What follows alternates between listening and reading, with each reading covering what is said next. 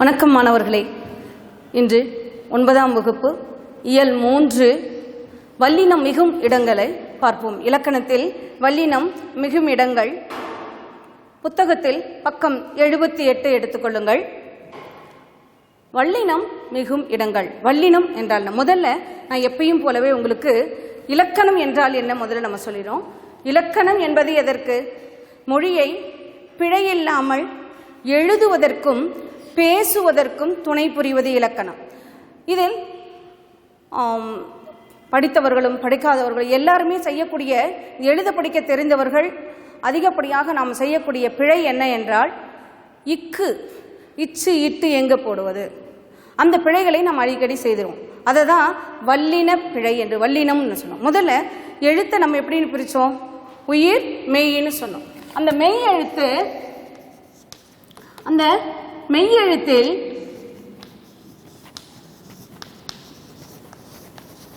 வல்லினம் என்று சொல்லக்கூடிய க, ச, ட, த, இந்த 6 எழுத்துக்களும் போடும் இடங்களை தான், எழுதும் இடங்களை தான் நாம் வல்லின எழுத்துக்கள்னு சொல்றோம். இது எங்க எல்லாம் அப்படின்னா ஒரு சொல்லை இணைக்கும் பொழுது, அதாவது தோன்றுவது, அது வந்து புணர்ச்சின்னு நம்ம சொல்லுவோம். அதை என்னன்னு சொல்லுவோம்? புணர்ச்சி. அந்த புணர்கிற போது இந்த புணர்ச்சி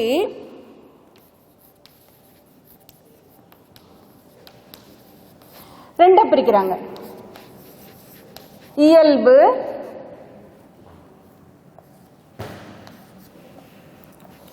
விகாரம். இயல்பு புணர்ச்சி, விகார புணர்ச்சின்றாங்க. இந்த விகார புணர்ச்சியை 3ஆ பிரிக்கிறோம். என்னன்னா தோன்றல்,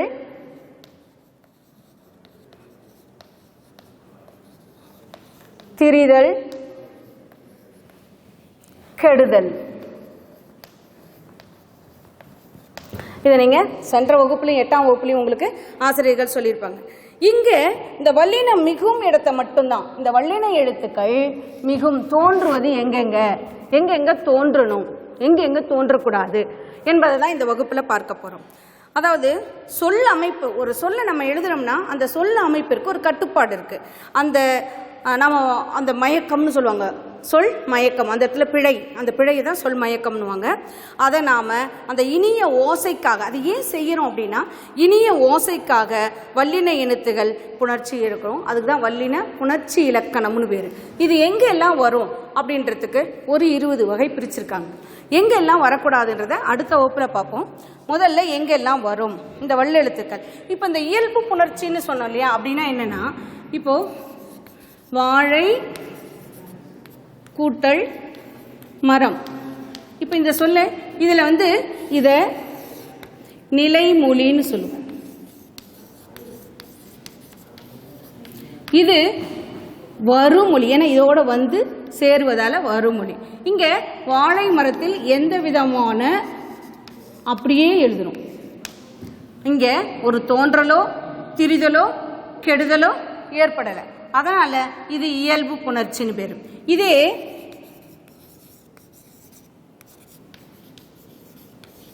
இங்க பாத்தீங்கன்னா வாழை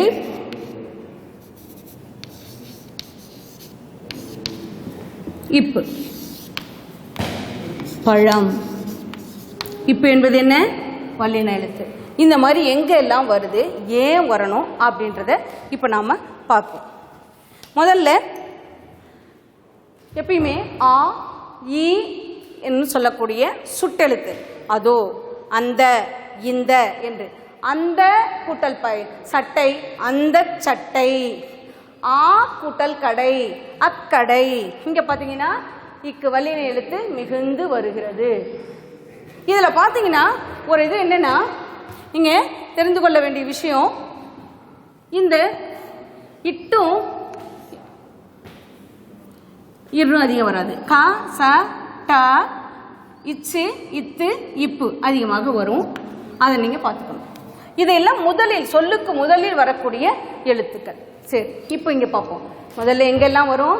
ஆ, ஈ என்னும் சுட்டெழுத்துக்களுக்கு பின் அடுத்தது அந்த இந்த, அதாவது அந்த அந்த கோவில், அந்த கூட்டல் கோவில், இந்த கூட்டல் கோவில், இந்த கோவில் என்று சுட்டி காட்டக்கூடிய எழுத்துக்களே வல்லினம் மிகும். அடுத்தது ஐ. இந்த ஐ என்னும் இரண்டாம் முதல்ல வேற்றுமை அப்படின்னா எத்தனை வகைப்படும்? வேற்றுமை 8ன்னு படிச்சிருப்பீங்க. வேற்றுமை எத்தனை? 8 வகை. அதில் முதல் வேற்றுமைக்கும் 8ஆம் வேற்றுமைக்கும் உருபு கிடையாது. உருபு கிடையாது. இதுல உருபு ஐ, ஆல், கூ, இல், அது, கண்ணுன்னு சென்ற வகுப்புல சொல்லி கொடுத்துருப்பாங்க. அதுல ஐ என்ற இந்த இரண்டாம் வேற்றுமை இங்க எங்க மிஸ் இருக்கு? கதவை கூட்டல் திற. இந்த வை என்ற எழுத்துக்கு வை எப்படி வரும்? வை அப்படின்றது யூ கூட்டல் ஐ. இந்த ஐ ஐகாரம். அப்ப ஐன்னு வந்ததால அது எத்தனாம் வேற்றுமை உருபு? 2ஆம் வேற்றுமை உருபு. படத்தை பார், அவனை பார், இவனை, அந்த ஐ என்ற எழுத்து இணைக்கிற இடத்துல எல்லாம் வல்லின எழுத்து மிகுந்து வரும். காட்சியை பார், புலியை பார், பாடத்தை படி. இங்க ஐ என்ற 2ஆம் வேற்றுமை உருபு மிகுந்து வருவதால் இதன் பின் என்ன வரும்? உங்களுக்கு என்ன உருபு வருகிற போது எது வெளிப்படும்? உங்களுக்கு வல்லினம் மிகும். அடுத்தது வேற்றுமை உருபு வெளிப்படும் தொடர்களில் வல்லினம் மிகும். வேற்றுமை உருபு இந்த குசுடு துபுருன்னு சொல்லுவோம். அதாவது இந்த நம்ம முன்னே சொல்லிட்டோம் இக்கு இச்சு இட்டுன்னு. அதோட நம்ம சேர்க்கிற போது கு சு டு சு உ ரு என்ற எழுத்துக்கள் வருகிற போது அது மிகும். அதுதான் வேற்றுமை உருபு. முதியவருக்கு உ உகரம் சேர்க்கிற போது கு, மெட்டுக்கு, ஊருக்கு, இதெல்லாம் வேற்றுமை உருபுகள். இந்த வேற்றுமை உருபு வருகிற போது வல்லினம் எழுத்தான முதியவருக்கு கொடு, மெட்டுக்கு பாட்டு, ஊருக்கு செல் என்று வேற்றுமை உருபு வருகிற இடங்களில் எல்லாம் என்ன மிகும்? வல்லினம் மிகும். அடுத்தது என, ஆக. என, ஆக என சொல்லுறுப்புகளில் என, ஆக அப்படின்னு வரக்கூடிய சொல்லுறுப்பு. என, ஆக என்பது சொல்லுறுப்பு. என கேட்டார், என கூறினார் என்ற இடத்துலலாம் என என்று வருகிற போது வல்லினம் மிகும். அதுக்கடுத்து அதற்கு, இதற்கு, எதற்கு என சொல்லக்கூடிய எழுத்துக்களுக்கு பின்னாடி அதற்கு கொடு, எதற்கு கேட்கிறாய், இதுக்கு பின்னாடியும் வல்லின எழுத்துகள் மிகும். அடுத்தது பார்க்கும்போது இனி காண்போம். அதாவது இனி, தனி அப்படின்னு வரக்கூடிய சொற்கள். இனி, தனி ஆகிய சொற்களுக்கு பின்னாலும் மிகும்.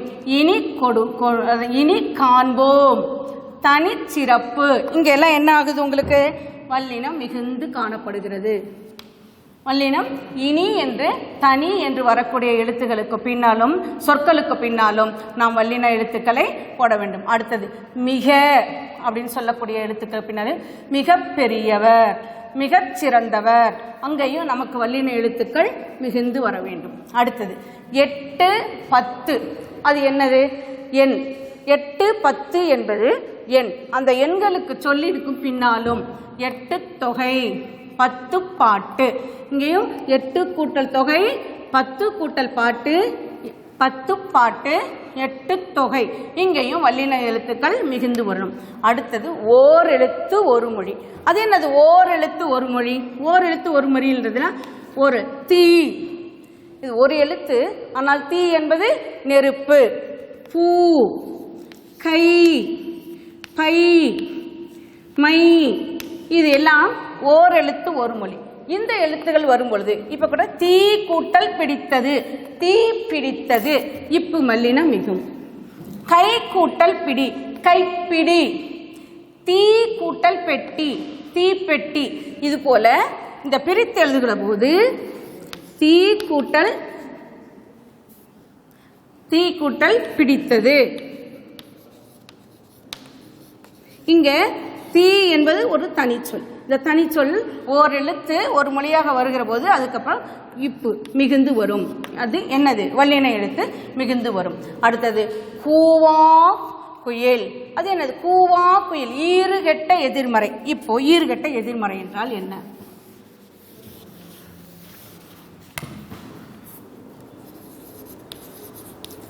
கூவா கூட்டல் குயில்.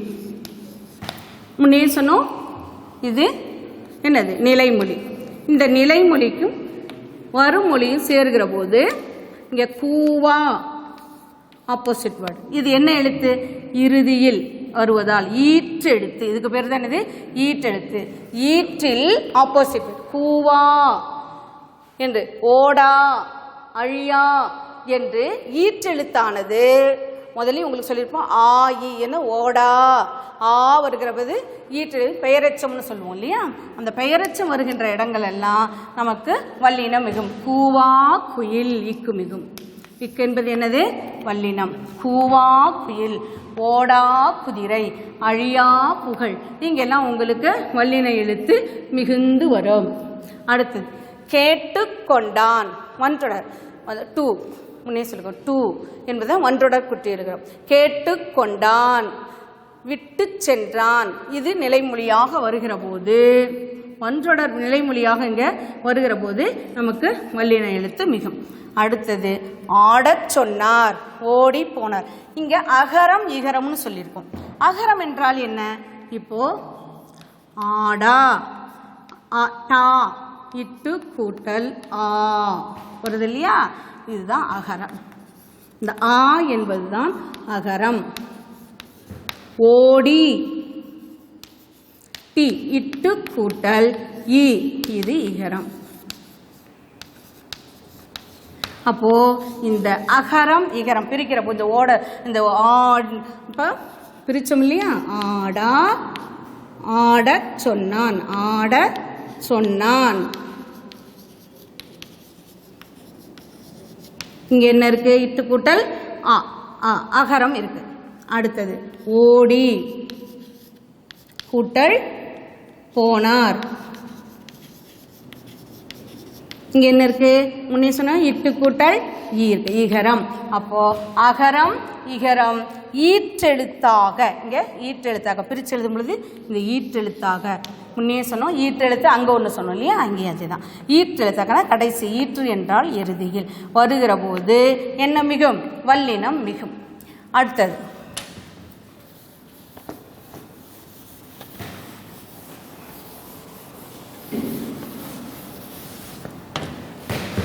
மீண்டும் அடுத்தது புளித்த ஆறாம் வேற்றுமை உருவு. முன்னே உங்களுக்கு சொன்னேன் வேற்றுமை எத்தனை வகைப்படும்னு சொன்னோம்? 8. அதில் ஆறாம் வேற்றுமை உருவாக வருகிறது புலி.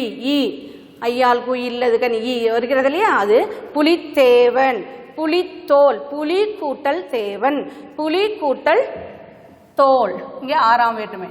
கிழக்கு பகுதி, இது திசை பெயர்கள். இந்த திசை பெயர்கள் அப்படிங்கிற போது வடக்கு கிழக்கு மேற்கு இதெல்லாம் திசை இல்லையா? திசை எத்தனை உங்களுக்கு? திசை 8 வரும் இல்லையா? அந்த 8 திசைகளுக்கு பின்னாடி நமக்கு என்ன வரும்? திசை பெயர்கள் வருகிற இடத்துல எல்லாமும் நமக்கு வல்லின சொற்கள் மிகும். அடுத்தது மல்லிகை பூ. அது இந்த மல்லிகை பூ இருபெயரட்டுன்னு சொன்னாங்க. மல்லிகை கூட்டல் பூ. இப்போ பூ அப்படிங்கிறது எல்லா பூவுக்கும் பொதுவான பெயர். மல்லிகை என்பது சிறப்பு பெயர். இந்த பொதுவான சொல்லுக்கும் சிறப்பு சொல்லையும் இணைக்கிற இடங்கள்லாம் வருகிற போது அது இரு பெயரொட்டு, 2 பெயரொட்டு. இப்போ சித்திரை திங்கள், சித்திரை என்றால் மாதம், திங்கள் என்றால் மாதம். இரு பெயரொட்டு, 2 பெயரை ஒட்ட பண்பு தொகை. பண்பு என்பது குணம், மனம், சுவை 6 சொல்லுவோம் இல்லையா? அது வருகிற இடங்களா இருபெயரொட்டு பண்பு தொகையிலும் என்ன மிகும்? உங்களுக்கு வல்லினை மிகும், வல்லினம் மிகும். அடுத்தது உவமை தொகை.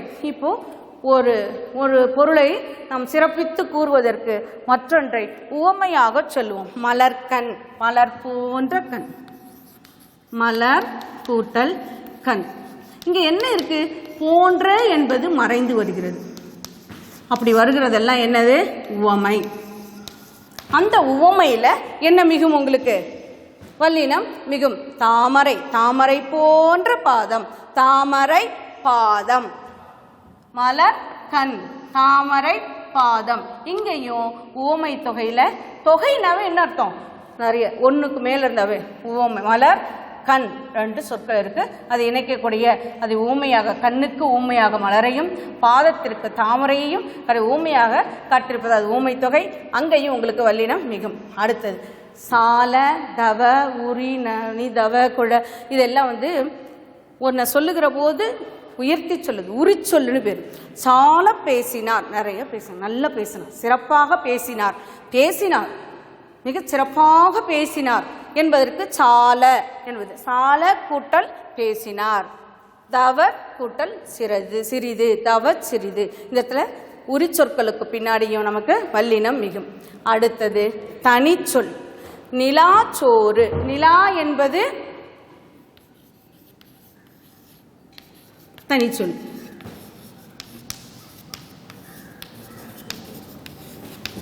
இங்க தனிச்சொல்லுக்கு பக்கத்துல வரதால இச் மிகும். நிலா சோறு வல்லினம் மிகும். தனிச்சொல்லுக்கு பின்னும் மிகும். அதே போல கனா கண்டேன். கனா தனிச்சொல், கனா கண்டேன். அடுத்தது வாழ்க்கை படகு.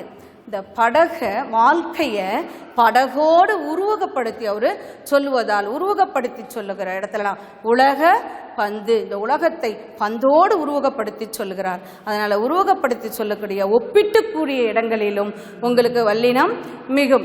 எங்கெல்லாம் வல்லினம் மிகும் திரும்பவும் ஒரு முறை எல்லாம் வரிசையா சொல்றேன், கவனிச்சுக்கோங்க. வல்லினம் எங்கெல்லாம் மிகும்? 1 ஆ இ என்னும் சுட்டெழுத்துகளுக்கு பின்னும் அந்த இந்த எங்கு இங்கு எனும் சுட்டெழுத்துக்களுக்கு பின்னும் வல்லினம் மிகும். அடுத்தது ஐ எனக்கூடிய வேற்றுமை உருவுகள், 2ஆம் வேற்றுமை உருவில் வல்லினம் மிகும். அதே போல 4ஆம் 6ஆம் வேற்றுமை உருவுகளிலும் வல்லினம் மிகும். அடுத்தது என ஆக போன்ற சொல்லு வெளிப்படும் போதும் வல்லினம் மிகும். அடுத்தது அதற்கு இதற்கு எதற்கு என்ற சொற்களுக்கு பின்னாலும் வல்லினம் மிகும். அடுத்தது இனி தனி ஆகிய சொற்களிலும் பின்னும் வல்லினம் மிகும். மிக எனக்கூடிய சொல்லின் பின்னால் வல்லினம் மிகும். 8 10 எண்களுக்கு பின்னாலும் வல்லினம் மிகும். ஓரெழுத்து ஒரு மொழியில் வல்லினம் மிகும். ஈற்றெழுத்து கெட்டு கூவா ஓடா பாடா அழியா போன்ற ஈற்றெழுத்துகள் கெட்டு வரக்கூடிய எதிர்மறைகளிலும் வல்லினம் மிகும். அடுத்தது வன்றொடர்னு சொல்லக்கூடிய இக்கு கூக்கு சுடு துகுருன்னு சொல்லக்கூடிய டூ பக்கத்திலையும் வல்லினம் மிகும். அடுத்தது ஈற்றெழுத்தில் அகர இகர சொல் வினைச்சொல் வருமேயானால் ஆடா ஓடி பாட பாட ஆ போன்ற இகரச் சொற்களும் அகரச் சொற்களும் வர இடத்துல வினையச்சமாக வரக்கூடிய இடத்துலையும் மிகும். புலித்தேவன் 6ஆம் வேற்றுமை உரிவுலையும் வரும். அடுத்தது திசைப்பெயர்களுக்கு பின்னால் வல்லினம் மிகும். அடுத்தது மல்லிகை பூ, சித்திரை பூ, மல்லிகை போன்ற இரு பெயர் சொற்கள் பண்பு தொகைகளிலும் இருபெயரொட்டு பண்பு தொகையிலும் வல்லினம் மிகும். உவமை சொற்களை நாம் கூறுகிற போதும் உருவகச் சொற்களை நாம் பயன்படுத்துகிற போதும் வல்லினம் மிகும். சால தவ தடன்னு சொல்லக்கூடிய உரிச்சொற்களிலும் தனிச்சொற்களிலும் வல்லினம் மிகும். இப்போ உங்க புக் எக்ஸசைஸ் பார்ப்போம். பக்கம் 80 கற்பவை கற்றபின். கற்பவை கற்றபின்னு இருக்கும். அதை எடுத்துக்கோங்க. அதில் இருக்கக்கூடிய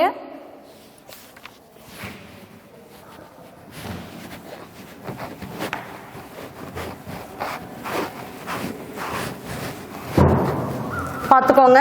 இதில் இருந்து தான் உங்களுக்கு வினாக்கள், தேர்வுக்கான வினாக்கள் தரப்படும். எங்கள் அதில் கொடுத்துருப்பாங்க வல்லினம் மிகலாமா அப்படின்னு ஒன்று கொடுத்துருப்பாங்க. இடத்துல பெட்டி டேஷ் செய்தி. அடுத்தது பார்த்தீங்கன்னா விழா குழு. அப்போ இங்க என்ன வரும்? பெட்டி செய்தி விழா குழு. அடுத்தது கிளி. அப்ப என்ன வரும்? கிளி பேச்சுக்கு கிளி பேச்சு. நெக்ஸ்ட் தமிழ் தேன்.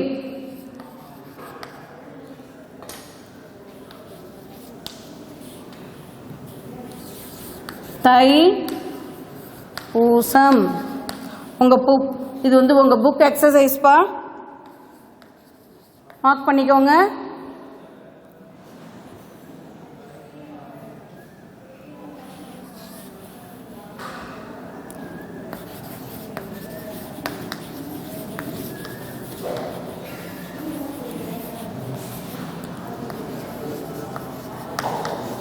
கூர்மை, கார் பருவம். முதல்ல இது என்னென்ன வல்லின சொற்கள் பருவம். தைப்பூசம், இப்பு, கூட கொடு, கத்தியை விட கூர்மை, கார் இப்பு, கார் பருவம். சரி, இது என்னென்ன இப்போ நம்ம சொன்னோம் இல்லையா, எதனால் இங்கே மிகுந்திருக்கிறது? முதல் பெட்டி செய்தி, பெட்டி செய்தி இரண்டும் என்னது? இருபெயரட்டு சொற்கள். அப்ப இருபெயரட்டு பண்பு தொகை. இது என்னது? இரு, எழுதிக்கோங்க, பெயரட்டு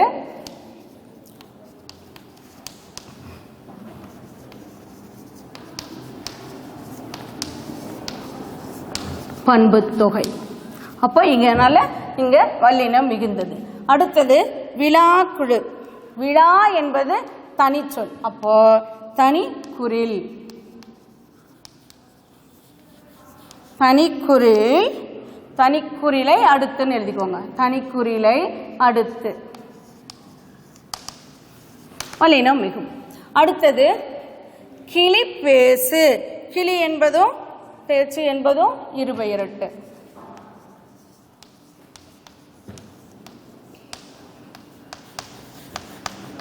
இருபெயரட்ட பண்பு தொகை.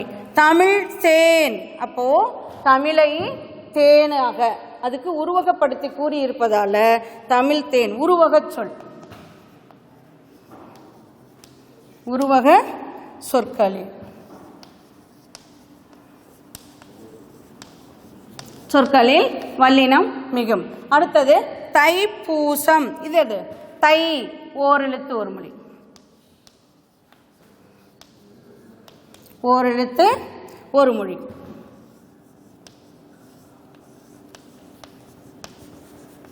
ஓரெழுத்து ஒரு மொழிக்கு பின்னும். அடுத்தது கூட கொடு. த என்ன இருக்குது? இட்டு கூட்டலா? அகர ஈற்று, அகர ஈற்றுக்கு பின்னாடி. அடுத்தது கத்தியை விட. அப்போ வல்லினம் இங்க மிகுது, வல்லினம் மிகும். கத்தியை விட கூர்மை. அடுத்தது கார் பருவம், இங்கெல்லாம் வல்லினம் மிகுது. அதுக்கு அடுத்தது உங்களுக்கு சில சொற்கள் கொடுத்துருப்பாங்க. வல்லின எழுத்து இட்டு எழுதினால் எதுக்கு மிஸ் அவ்வளவு இதாக நம்ம இவ்வளோ நேரம் வல்லின எழுத்துக்களை பற்றி சொல்கிறீங்க அப்படின்னா, வல்லின எழுத்துகள் ஒரு சொல்ல போடலை, சொல் ஒன்றா இருக்கும். வல்லின எழுத்து இட்டு எழுதுகிற போது ஒரு பொருளையும், வல்லின எழுத்து இல்லாத பொழுது ஒரு பொருளையும் தரும். உதாரணமாக சின்ன கொடி,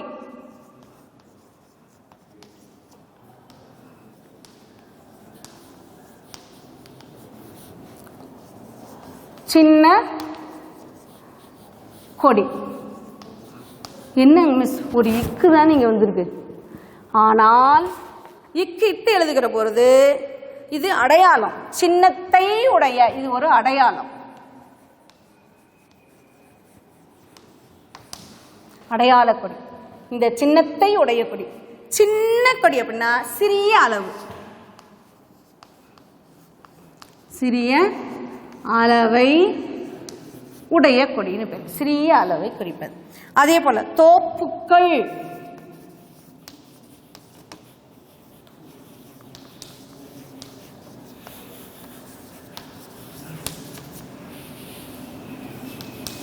தோப்புகள். தோப்புக்கள் என்றால் தோப்பில் கிடைக்கும் கல் என்று பொருள். தோப்பில் கிடைக்கும் கல். தோப்புக்கள்னா நிழல் தரும் மரங்கள் நிறைந்தன்னு பேர். இது நிழல் தரும் மரம் நிறைந்த, நிறைந்த என்ற பொருள் வரும். அதே போல நடுக்கள்.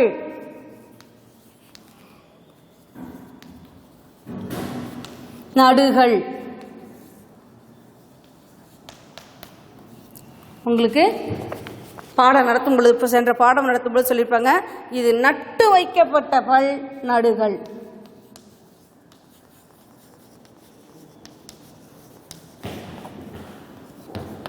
நட்டு வைக்கப்பட்ட கல்.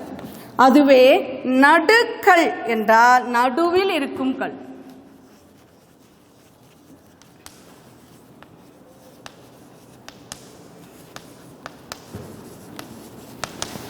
நெக்ஸ்ட் கைமாறு.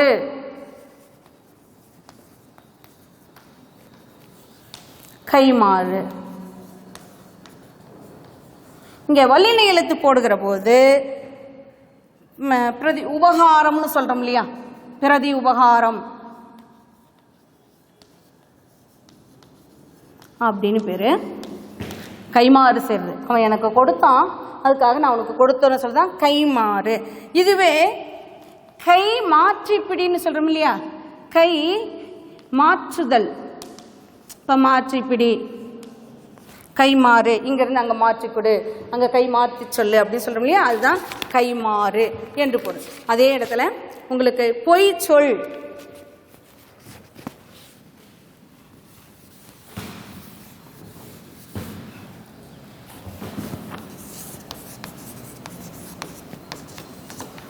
பொய் சொல், பொய் சொல்.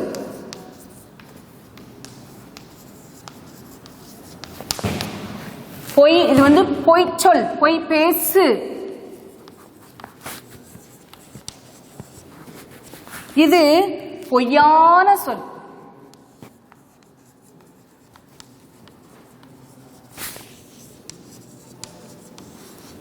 நீங்க இதுவரை நான் நடத்தும் போது நீங்க நினைச்சிருக்கலாம், இது என்னங்க மிஸ், இக்கு இப்பு இப்படியெல்லாம் போட்டுட்டு அந்த எழுத்தை, ஒரு எழுத்து தான் இக்கு இச்சு இட்டு, அந்த ஒரு எழுத்தை விட்டுவிட்டால் என்ன பொருள், அந்த எழுத்தை நாம் போட்டு எழுதுகிற போது, அந்த எழுத்தை இட்டு எழுதுகிற போது என்ன பொருள் என்று பார்த்தோம். அப்போ நாம் எழுதுகிற போது அதில் இருக்கின்ற அந்த சொற்களினுடைய பொருளை அறிந்து நாம் எழுத வேண்டும், என்ன சொற்களை எழுதுகின்றோமோ. அதனால பார்த்துக்கோங்க. அதே பக்கத்தில் உங்களுக்கு இன்னொரு பேராகிராஃப் இருக்கு, அது ஒரு முறை படிக்கிறேன், அதில் இருக்கக்கூடிய பிழைகளை திருத்திக் கொள்ளுங்கள். பக்கம் 80 இருக்கு. பழங்கால மக்களின் நாகரிகம் பண்பாடு தொடர்பான வரலாறுகளை அகழாய்வு கிடைக்கின்றது, அகழாய்வில் கிடைக்கின்றது. இந்த இடத்துல பண்பாட்டு தொடர்பான இத்து வரணும், பண்பாட்டு தொடர்பான பொருள்களும் உறுதிப்படுத்துகின்றன. பல்வேறு இடங்களில் அகழாய்வு மேற்கொள்ளப்படுகின்றன. அவ்வகையில் ஆய்வு நடைபெறுகின்ற இடங்களில் கீழடியும் ஒன்று. அடுத்த பேராகிராஃப். கீழடியில் வாழ்ந்த மக்களும் பலர் செல்வந்தர்களாக இருக்கு. அந்த இடத்துல இச்சு வரக்கூடாது, மிகக்கூடாது, கட் பண்ணிடுங்க. இருந்துள்ளனர் என்பதை அகழாய்வில் கிடைத்த பொருள்கள், இப்போ வரக்கூடாது, கிடைத்த பொருள்கள் நமக்கு உணர்த்துகின்றன. இங்கு குறைவான எண்ணிக்கையில்தான் தங்கத்தினாலான பொருள்கள் கிடைத்திருக்கின்றன. இதில் எந்த வேற ஒரு மாற்றம் இல்லை, 2 சொற்களை மட்டும் இச்சையும் இப்பையும் எடுத்துருங்க. அடுத்தது, மேலும் இரும்பை பயன்படுத்தி இச்சு வரணும். செய்த கோடாரி, இக்கு வரக்கூடாது, செய்த கோடாரி. தீப்பெட்டி அந்த இடத்துல இருக்கு இல்லையா, அந்த இடத்துல கோடாரி, குத்தீட்டிகள் முதலான கருவிகளும் யானை இத்து வரணும், தந்தத்தினால், யானை தந்தத்தினால் செய்த சீப்பு, மோதிரம், பகடை, காதணிகள், கண்ணாடி பொருள்களில் உருவாக்கிய மணிகள், வளையல், தோடு போன்றவை கிடைத்துள்ளன. மார்க் பண்ணிக்கோங்க. அதுக்கு அடுத்தது பின்னாடி பக்கம் 83 மரபு இணை சொற்களை தொடர்களில் அமைத்து எழுதுகன்னு இருக்கும். மேடு பள்ளம். இப்போ மேடு பள்ளம் என்ன சொல்லலாம், மேடு பள்ளம். எங்களுடைய இப்போ மழை பெய்தது, மேடாக இருந்த பகுதியெல்லாம் கரைஞ்சி போய் பள்ளமாகிடுது. அப்போ என்ன சொல்லுவீங்க, ஆறு மேடு பள்ளமாக உள்ளது. எங்கள் தெருக்கள் மேடு பள்ளமாக உள்ளது எழுதலாம். அடுத்தது நகமும் சதையும். நானும் என் தம்பியும் நகமும் சதையும் போல பிரியாமல் இருக்கிறது. என் தாயும் தந்தையும் நகமும் சதையும் போல பிரியாமல் வாழ்கின்றனர். என் தாத்தா பாட்டி நகமும் சதையும் போல, நானும் என் நண்பனும் நகமும் சதையும் போல வாழ்கின்றோம் என்று அந்த சொற்களுடைய பொருளை அறிந்து கொண்டு வாக்கியத்தில் எடுத்தணும். கேளிக்கையும் வேடிக்கையும். இப்போ கேளிக்கை அப்படின்னா நம்ம விளையாட்டு இதெல்லாம், வேடிக்கை மற்றது பார்க்கறது. அப்போது எங்கள் ஊர் பண்டிகை கேளிக்கையும் வேடிக்கையும் நிறைந்ததாக இருந்தது. கண்ணும் கருத்தும். என் தாய் என்னை கண்ணும் கருத்துமாக பார்த்து கொள்ளுகிறாள் எழுதலாம். அடுத்தது கீழே பாருங்கள், ஒன்று கொடுத்துருக்காங்க. மேலும் கீழும். ஆறச் சொன்னதில் நம்பிக்கை இல்லாமல் குமார் மேலும் கீழும் பார்த்தான். சொன்னதில் நம்பிக்கை இல்லாமல் அப்படி மேலே இங்கேயுமா பார்த்தான் அப்படின்றத எழுதிக்கோங்க. இதெல்லாம் இனி இந்த சொற்கள் எல்லாம் நீங்கள் பயிற்சி செய்தால் மட்டும்தான் வரும் மாணவர்களே. அதனால் இதில் இருக்கக்கூடிய சொற்களை எல்லாம் அடிக்கடி எழுதி பார்த்தும் உச்சரித்து பிழையின்றி எழுதி பேசியும் படித்தும் பழக வேண்டும். நீங்கள் 7ஆம் 8ஆம் வகுப்பு மாணவர்கள் உரத்து படிக்கணும். அப்போ தான் உங்களுக்கு அந்த கல்வியானதும் அந்த சொற்பிழை இல்லாமல் எழுத முடியும், பேச முடியும். புரிகிறதா? அதனால் வாய்விட்டு படித்து அந்த சொற்களை வல்லின சொற்களை எல்லாம் உச்சரித்து பழகுங்கள் என்று கூறி, இதிலிருந்து உங்களுக்கு செந்தமிழும் நாப்பழக்கம் சித்திரமும் கைப்பழக்கம் என்பது போல பேசியும் எழுதியும் பழகுங்கள். அடுத்த வகுப்பில் சந்திப்போம். நன்றி மாணவர்களே.